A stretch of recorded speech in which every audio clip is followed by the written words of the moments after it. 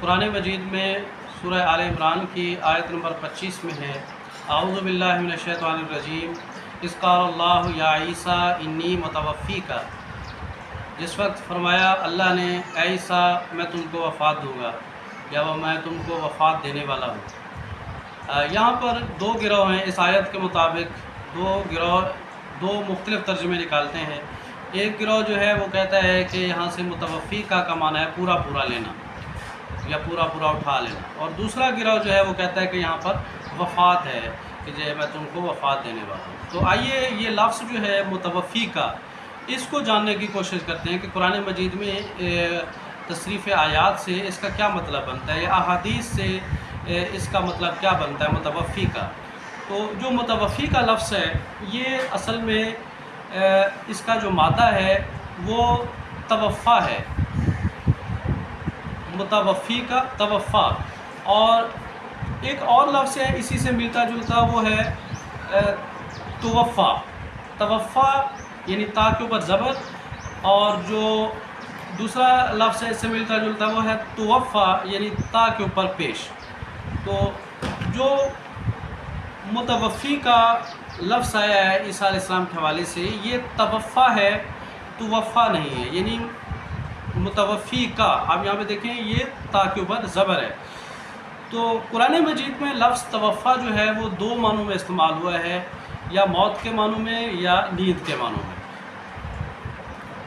اس کے معنی، توفع کے معنی اگرچہ پورا لینے کے بھی ہیں، لیکن جب یہ موت یا تو جہاں پر یہ آیا ہے تو یہ موت یا نیند کے معنوں میں آیا ہے، لیکن جہاں پر نیند کے معنوں میں آیا ہے وہاں پر ایک قرینہ ہوتا ہے، یعنی صرف ایک لفظ نہیں ہوتا، نیند کے معنوں میں لینے کے لیے اس کے ساتھ اضافی لفظ بھی ہوتا ہے۔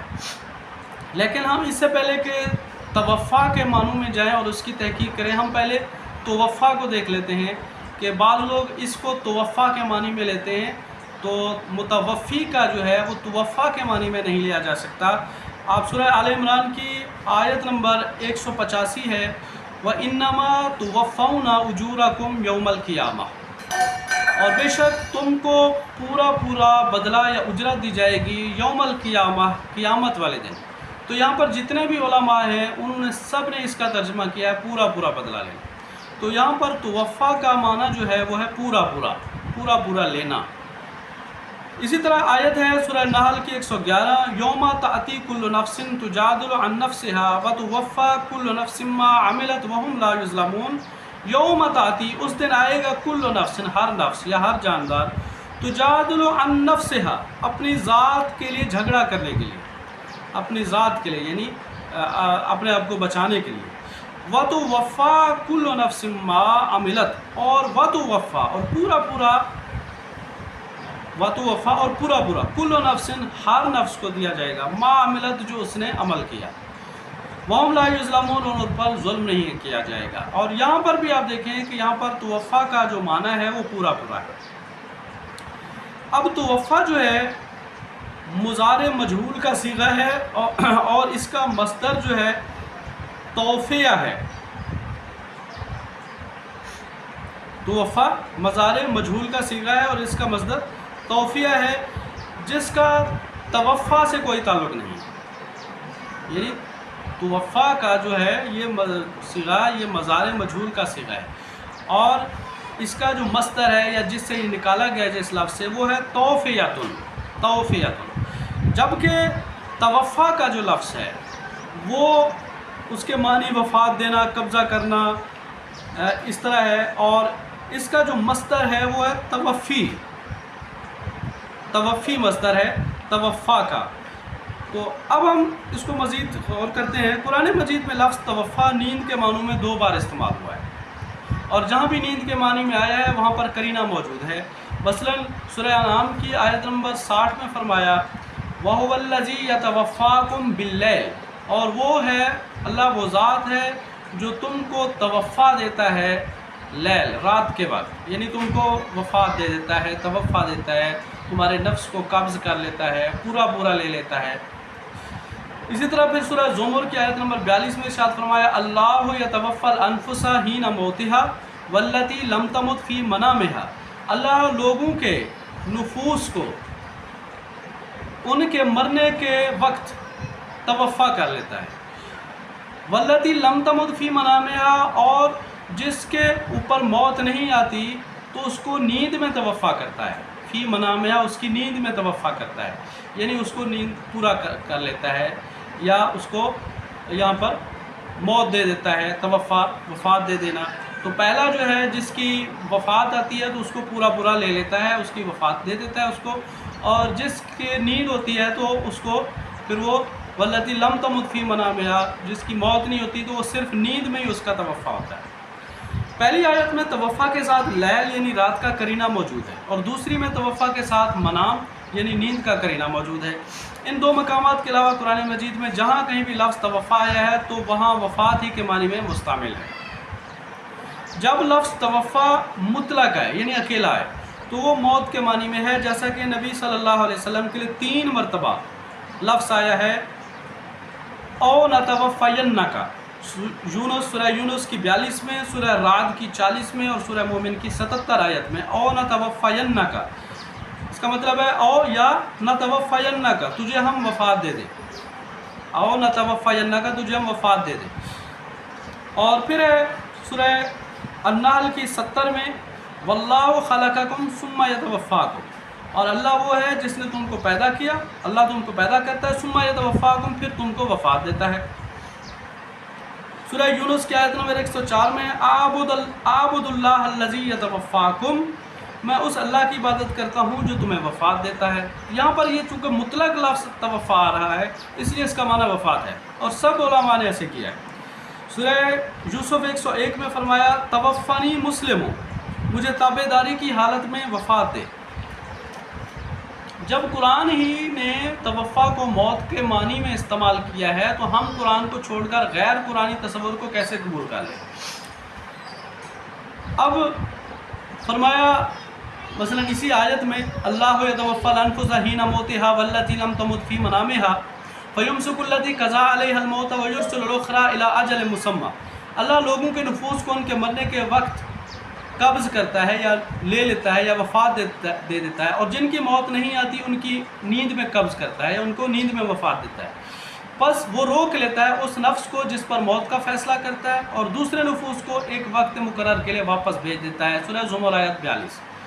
और फरमाइए 10-12 आयत में तवफ़ा का फ़ाइल अल्लाह ताला ही है, और इस आयत में ये कानून भी मौजूद है कि नफूस को अल्लाह कब्ज़ करता है मौत के वक्त। तो मालूम हुआ कि इस आयत में नफ्स को कब्ज़ करने के साथ अल्लाह ताला का ज़िक्र मौजूद है और मौत का तसव्वुर भी मिल रहा है।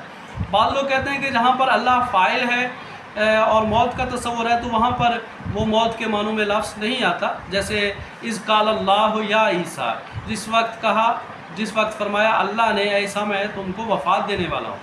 तो यहाँ से ये बात साबित हुई कि ये यहाँ पर भी फ़ाइल अल्लाह है और ये वफ़ात के मानों में लफ्ज़ इस्तेमाल हुआ है। जो कहते हैं कि पूरे कुरान में कहीं भी ये कानून दिखा दो कि जब कब्ज़ रूह के साथ यानी वफ़ात के साथ अल्लाह का ज़िक्र हो तो वहाँ मौत का कोई तसव्वुर भी मिलता हो, ये तो ख़ुद ही बातिल साबित हो गया कि यहाँ पर वफ़ात का तसव्वुर मिल रहा है। दोबारा सूरह ज़ुमर की आयत पर गौर करें। आयत से हमें 2 चीज़ों का सबूत मिलता है। अल्लाह फ़ाइल यानी ख़ुद अल्लाह है, नफूस को कब्ज़ करता है, हीना मौतिहा, कब, मौत के वक्त, और नींद के वक्त लम तमुत, जो अभी मरा नहीं। तो अब हम ये इन आयत से क्या नतीजा निकालते हैं कि यहाँ पर फ़ाइल भी अल्लाह है और यहाँ पर तवफ़ा का माना जो है वफ़ात आया है। अब हम आते हैं वफ़ात ईसा के मसला की तरफ। सूरह आल इमरान में अल्लाह रब्बुल इज़्ज़त इरशाद फरमाता है इज़ क़ाल अल्लाहु या ईसा इन्नी मुतवफ़्फ़ीक, आल इमरान आयत 55, जब अल्लाह ने फरमाया ऐ ईसा मैं तुझे वफ़ात देने वाला। तो अब इसकी तफसीर इमाम बुखारी ने किताब तफसीर सूरतुल माइदा में इब्न अब्बास का कौल नकल किया है इमाम बुखारी ने, और फरमाया वक़ाल इब्न अब्बास मुतवफ़्फ़ी ई ममीतो का, और इब्न अब्बास ने कहा मुतवफ़्फ़ी का जो मानी है वो ममीतो का है, यानी मौत का मानी है। अब ये वजाहत फरमाएँ वो लोग जो इस तरह नहीं समझते कि इब्न अब्बास का कौल जो इमाम बुखारी ने बयान किया बिल्कुल सही है, या अपनी इस बात से दस्तबरदार हो जाएंगे कि नहीं ये इमाम बुखारी ने ये बात सही नकल नहीं की। क्या आप ये मानते हैं? फिर توفع کا مزید سمجھنے کے لیے ہم اس آیت پر غور کرتے ہیں. جب عیسیٰ علیہ السلام قیامت والے دن اللہ سے عرض کریں گے فلما توفیتنی کنت انت الرقیب علیہم، جب تو نے مجھے وفات دی تو تو ہی ان پر نگران تھا. یہ عیسیٰ علیہ السلام فرمائیں گے سورۃ المائدہ کی آیت نمبر 117 میں. اس آیت میں اللہ تبارک و تعالیٰ قیامت کے دن کا حال بیان فرما رہے ہیں کہ جب اللہ عیسیٰ علیہ السلام سے ان کی قوم کے بارے میں پوچھیں گے تو وہ کہیں گے کہ جب تو نے مجھے وفات دی تو ہی ان سے باخبر رہا. یہ وہ جواب جو قیامت کے دن عیسیٰ علیہ السلام دیں گے. لیکن حیرت ہے اس بیان پر کہ عیسیٰ علیہ السلام کیا جواب دیں گے. لوگ کہتے ہیں کہ یہ تو اللہ کو معلوم ہے. بھائی اللہ نے بتا دیا ہے کہ عیسیٰ علیہ السلام یہی جواب دیں گے کہ جب اللہ تو نے مجھے وفات دی تو ہی ان پر نگران رہا.